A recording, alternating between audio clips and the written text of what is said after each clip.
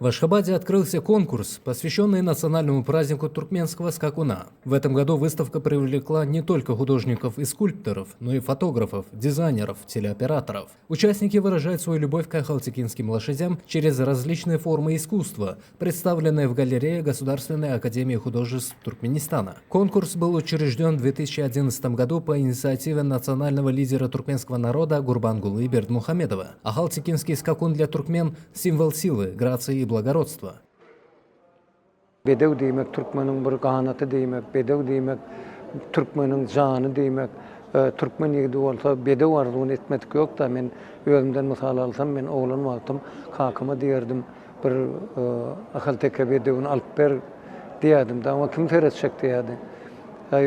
Men seyrederim neysem senden seyreden olmaz veyahut inni seyredip otursam ahalteke bedevini terbiyelemek, saklamak, onu yetiştirmek, seyislemek, ol gati ulu lokansun o deken, ol ata-babalardan gelen gati ulu dev ekenna, onu her bir adam edebilecek eken men kakam doğraydı yani ekenna. Şu atşınasları, bedev yetiştirenleri, bedev sevicileri, hemmetini şu bayram bilen Türkmenin ahalteke bedev bayram bilen kutlayan, bayramlar kutlu olsun. С каждым годом конкурс расширяет свою аудиторию, привлекая творческих людей из разных сфер искусства. В 2012 году конкурс получил официальный статус, а его задачи включают популяризацию уникального наследия ахалтекинцев и развитие коневодства. Особенностью текущей выставки стало активное участие молодежи, включая студентов и преподавателей Государственной академии художеств. Их работы отличаются свежими идеями и экспериментальными техниками. Наряду с ними свои произведения представили и признанные мастера, продолжая поддерживать традиции художественного образования. Конкурс не только отражает культурные ценности страны, но и становится важным инструментом сохранения национального наследия, вдохновляя художников на создание новых произведений, которые соединяют традиции с современностью. Şu yerde tine diyen morsanız, bizim halçı gelin aylarımızın dokkan halları, bizim yılımızı bilen bağlanışıklı.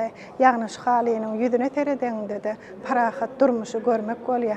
Yani halinin yüzüne bir de vatımızın şekli, alava itlerimizin şekilleri, bağlığımızı olan yadigarlıklarımızın şekilleri yerleştirilen. Yani şu yerde bizim halçı gelin aylarımız, öz yürek arzularını, şu halı gülleri bilen, naqşları bilen, yurdumuzun iktisadi ötüşlerini beyan ediyorlar. Yine yılın da şu bedev ayrımçılığına katnaşan bizim harçı gelinlerimiz, yılın da bizim hürmetli prezidentimizin şahir paylarına münasip oluyorlar. Her yılın bir ödünün şular yalı bayramçılıklarına bizim harçı gelinlerimiz öz münasip tavukatları bilen geliyorlar. Yine şu halinin yüzünü terediğinde de, seylanında da bizim Türkmen diyarımızın bağlı durmuşta yaşayanlığını görmek oluyor.